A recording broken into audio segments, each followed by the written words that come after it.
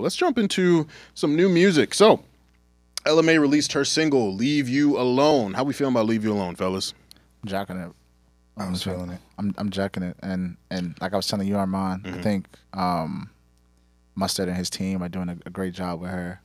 Shout out to them. Shout out to Interscope. But I think this, I know you're going to talk about it later, but I think this upcoming project and what she's doing is going to be fun. I'm a fan. I'm a really big fan of Ella Mai. I think it's a, really good placed record for the time.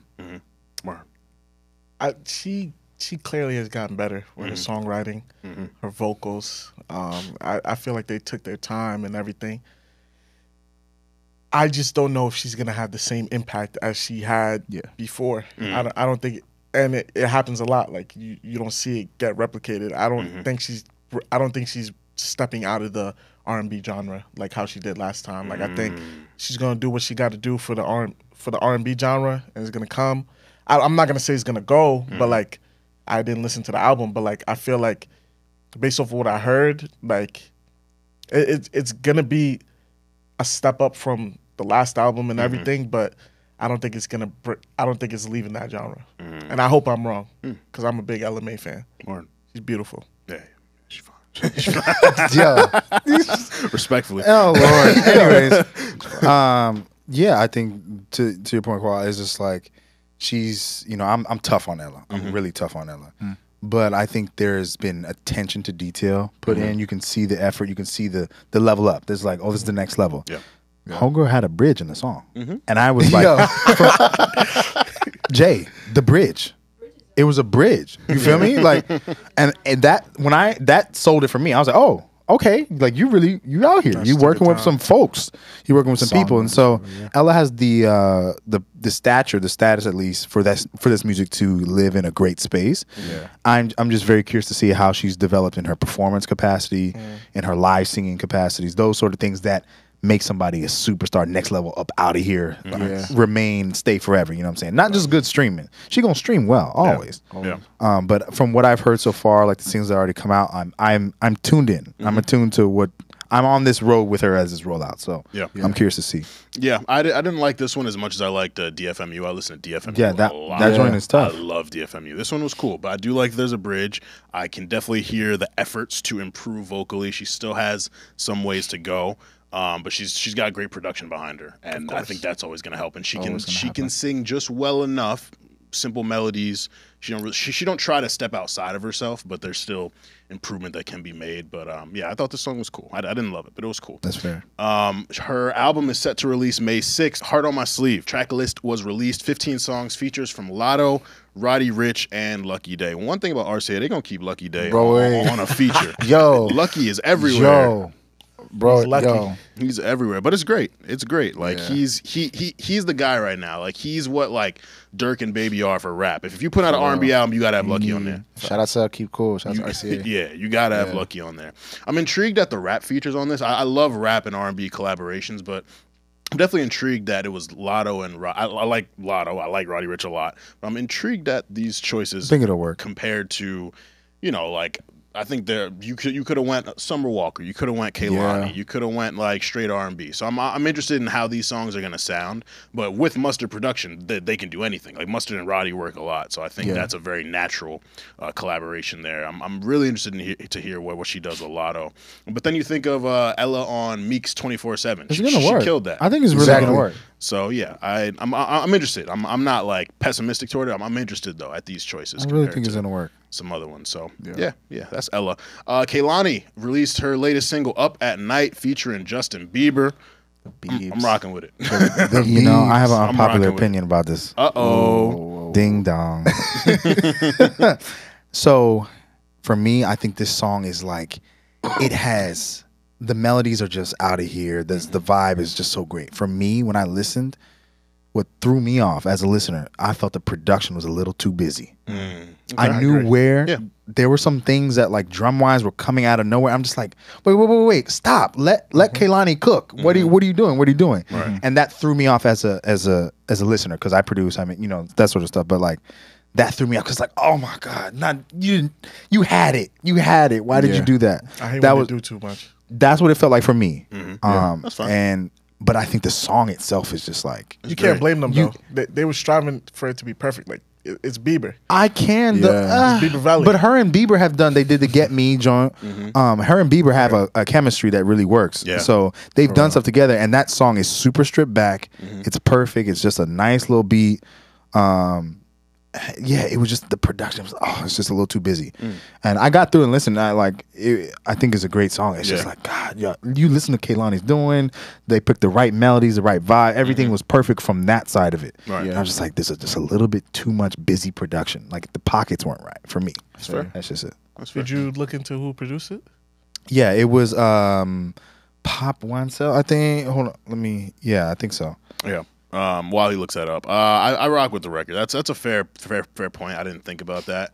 But yeah, Kehlani and Bieber's chemistry is really interesting, and I think her coming out the gate with a single with Bieber shows like she's trying to make this album like something. Like she's really trying to expand beyond what her audience is, and her album's set to come April 29th, Blue Water Road. So I'm really excited for that because I know we talked about It Was Good Until It Wasn't on the pod season 1, our 2020 album, which was good. It wasn't great to me. It was good. A lot of good stuff on it. So I'm interested in seeing this next direction for it. Kehlani's in a really interesting part of her career. She's like just very she feels very like confident, but also like very vulnerable and just like really like pouring her heart out and stuff, and in a good way. We know she's been through a lot, the YG relationship and all that. So I'm interested in what she has to say.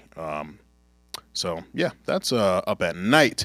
Peru remix: Fireboy, DML, Ed Sheeran, Blast, and 21 Savage. I'm gonna let y'all take this one. How y'all feeling about that remix? Ed Sheeran did his thing. Ed Sheeran bodied it, man. And when it first, this is so funny because there's been. This is now like the second time because when Bieber hopped on the Essex remix, right, and people weren't really jacking it. I wasn't a super fan. I think it was cool. It was business wise, it was a good decision. This was the first remix. I was like, yo, this is it. And then Kwa, you got your feelings about the American version. I'm not even going to talk about. No disrespect to Blast, but I was not a big fan of his verse. I know everyone's like, oh, they prefer it over 21 Savage. 21 Savage actually surprised me. Like, I felt like he did better than what I thought. Like, when I first heard, 21 Savage is on it, I'm like, oh, hell no. But then when I heard the verse, I was like, it's not even that bad. But, like, I wasn't feeling the Blast verse at all. Really? What about the Blast verse you weren't feeling? It was more about the vibe and the melody, like as a casual Afrobeats listener, I felt like he ain't ginger it the way he was supposed to. So you feel like he stayed to, he didn't remix it, he didn't really add to it. He said like how Ed Sheeran it was just natural. You know what I'm saying? But Blast, it was just he's a great artist and everything, and he did what he had to do, especially for an international record. But he wouldn't have been my first choice. Okay, that's fair. 21 Savage neither. Yeah, same. I saw these names. I was like, "What the hell are they doing? What is this?" And then you listen. Out of nowhere. It was I think it's just trying to get markets. 100%. It's 100%. Fireboy, he got his market. Ed bring his market. People are going to give it just because Ed released it or did something to it. People are going to give it a listen, benefit of the doubt listen. You feel me? Number one. You feel me? Then the 21 people offer just benefit of the doubt. So it's just collecting the Infinity Stones from different pockets. And Blast is on a good little run right now, so it was timely. You know what I mean? It was timely. I understood. It's a really big look for him. Yeah, I understood it. I understood it, and it was mutually. I think it was mutually beneficial for every artist that was on it. To 100%. Be honest. 100%. So. Yeah. Finesse, Pheelz, and BNXN, formerly known as Buju. How are we feeling about Benson. that? Pronounced Benson. Oh, Benson. Okay, thank you. How are we feeling about the record, fellas? I feel like this is gonna be the next Essence topper song of the summer. It's I'm making a bold prediction. I'm making a bold prediction right now. Would you like to make a bet on that? I just chill recorded. I can't lie. I say that. But you got you in 4K, bro. but nah, here's my thing about some of the records that are coming out of the continent, right? Something that's really cool about them. that we're seeing now, a lot of them are like really like anthemic. So like when you have like finesse, like right, it's just somewhere when you go to the club, and I've heard in the club a couple times now, it's like It's going everybody's it's like a choir. You know what I mean? Everybody's singing. You got acapella versions now that are coming out that people that bro, that DJs are doing now. So I'm really really optimistic about this record. I think it's dope, and I think the really cool thing about this one, in essence, fashion is there aren't outside artists carrying it, right? Like Benson, or formerly known as Buju, is relatively new, right? A lot of his really great records were coming in the past year or past 2 years now. He was on WizKid's Deluxe, has a really good record now, which is getting dope airplay. Most of the most like the urban radio stations around the country now. So I'm really excited about that one. Yeah. For me, it like he said, like it's very anthemic and everything. Like it really reminds me. I don't know if you ever seen like like these movies and they're like in an Irish pub and like everybody has like a check of beer I'm crying, and they all sing with the same. Like that's the vibes that song gives me. It's a perfect parallel. Finesse, you feel me? Like that's the vibes it gives me. And like when you at the party and everything, like you at a brunch, you smoking hookah and everything, and that song comes on, like that's a vibe. You feel me? So like hookah got you on a chokehold. That's a story for another day. But free your lungs, my brother. But like, air is free. Air is free. This is a funny ass episode. air is free. But Air is free. Episode. enjoyment isn't though. But there you go. what you call it? But finesse. Like I don't know. Like I really feel like it really depends on how they work the record. And how they market it in the U.S. market. Yeah. That's the only thing that I would say like would make or break it. But like the song is a smash. Like I'm not the biggest fan of Buju's part, even though I know everybody loves Benson's part and everything. But like I really like the chorus. It grabs you. So like I'm really interested to see, especially now with the run that Afrobeats has, where we have like multiple songs like charting and everything. So I'm very interested to see how they work the record, because that will make or break it. Yeah, and just one last point. I think off of working the record, Buju's under Empire. Shout out to Ghazi, shout out to Nima, all of them. They've been going crazy, with the Afrobeat sound, right? Because you got people like Fire, even like the YBNL partnership, which is like a big Afrobeats label on the continent, and they have a partnership with Empire, right? And they've been killing it. So I think as far as just next steps with that, I'm optimistic. But don't. Hey, you don't make a hit, you work a hit. Exactly. So that's what it is. So yeah, I thought it was great too. I echo all your sentiments. I love the chant aspect of the hook. That's dope. It's an easy way to loop people in. So that's funny. Dope record. A lot of broke people relate to it too. Dog said the Irish pub with the beer sloshing everywhere. Talking about that was the craziest thing I've ever heard in my life. But that's great parallel it gives me. Like it was a great parallel. I agree. Let's finish up with this Dreamville D-Day mixtape. Gangsta Grills. We got Cole, Boss, Loot, Omen, Earth Gang. They got 2 Chainz on there for some reason. G Perico, Reason, Ari Lennox. Of course, she got the best songs on the tape. How'd you feel about it, brother?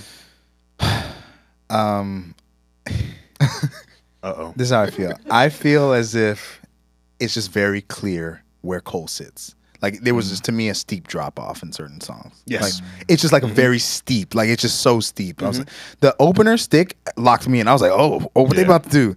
And then I found myself kind of lulling, and then Cole came in. I was like, see, why y'all not? This is what y'all supposed to be doing. But I'm just like, they can't. It's Cole. Yeah. So I feel like it was just so clearly like this is why Cole is Cole. Yeah. And I think that his songs are the strongest songs. Like Freedom of Speech is just Freedom of Speech what? is crazy. It's crazy. Yeah. The bars is crazy. Yeah. So that's just how I feel. I love what Gangsta Grills, the whole Gangsta Grills situation right now. Yeah. Shout out Tyler, for, of course. I was at the bring back that vibe. You know what I'm saying? So I hope more people do this. I think this is really dope. Yeah, I love the kind of like free nature of it. It just feels like they was in there having fun. My personal MVPs for the project were Boss and Ari Lennox. Actually, Ari Lennox. Yeah, Ari was tough. Did the coming down and interpolation, and then the Blackberry Sap was dope. Boss on Lifestyle and Josie Flows, I believe is called. Boss for me is number 2 in Dreamville. It's Cole and then it's Boss. What about Jed? Jid is dope too. Jid for me, and I was talking to my boys about it in the group chat. He hasn't dropped a project since 2018. Like for me, a project is what solidifies you. Boss came Too High to Riot. His album in 2018, I'm forgetting the name right now, but it was super dope. His EP 2019, like Boss is, he hasn't dropped a project in a little while either, but he's more present. Like Jid's on features, Jid drops singles, but I don't know. For me, it's like the whole reason Cole was who he was mixtapes. He was consistent. He was consistently releasing. Jid, he's dope. Like he's on features. He can rap, do any type of flow. But for me, I need a project to solidify it because Boss hasn't missed to me yet. I'm the same way. I wonder what happened with Jid though, because after they dropped the first couple, the Revenge of the Dreamers, and you saw the documentary, like Jid just looked so hungry. Yeah, I really thought he was gonna be the next one up. You feel me? Yeah, like he was talking like, yo, like I'm killing anybody. Like that confidence, like it was like gravitating. I was like, okay, I'm gonna keep an eye out, and then like silence. Like he's been teasing like 3 projects for the last like 3 years. Like he was supposed to have one with No ID. He was supposed to do a collab tape with Black. He was working on his next album. Where that? Where's the music? I want to advocate on your behalf, but where's the music? Because like Earth Gang has released 2 projects before Jid's dropped another one. Like Boss with the EPs. Ari Lennox's next album is coming. It's like Jid, like you're the person people look at as Cole's successor. Yeah, you got to do stuff to be that. We're not just gonna give you that crown without you earning it. Like not that he hasn't earned it. He's great, but like I need more activity from him for him to challenge Boss for that number 2 spot that I give Boss. I thought Boss's his verses were incredible. Ari's songs I think are the best. I love how she stands out too. She's just her. Like she's on just doing her thing. Because I was thinking, I was like, a Gangsta Girls tape, it's all rappers and then her. How is she gonna fit in? But just give her own solo records. As give her should've. some dope production, and she smoked it. They handled it. 2 Chainz, man. It's time to get a CDL. It's not it, man. It's time to start coaching basketball. It's time to I don't know, bro. Shout out to 2 Chainz. I can't. Titty boy. Yo, he dragged the songs down so badly for me, and like I rock with 2 Chainz. I really want to, like I got a lot of respect for him. He's a legend, but. It's time to pack it up, man. It's time to pack it up, man. The world needs more Door Dashers. It's okay. It's all right, man. Don't do that. I think he should find some artists, and like I feel like he'd be a great mogul. Oh, like, absolutely.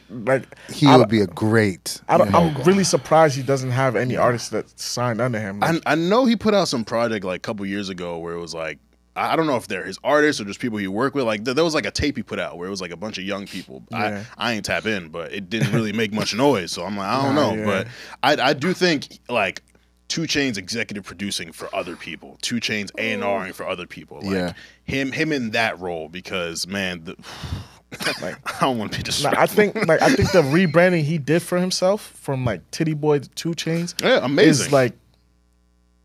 It's like ridiculous. It's a legend. Like it's almost like night and day. Like I feel like he should take artists under his wing and like just like give him the keys. Like he's very successful. I feel like he has gems that he could definitely pass on. Yeah, I agree. I agree. But as far as like I was like, bro, he got 2 verses on this project. Why? There's so many other people you could call. Reason only got 1 verse. Well, why Reason get another verse? Why? Like what's going on here? It was terrible. But that's our. I'm wilding today.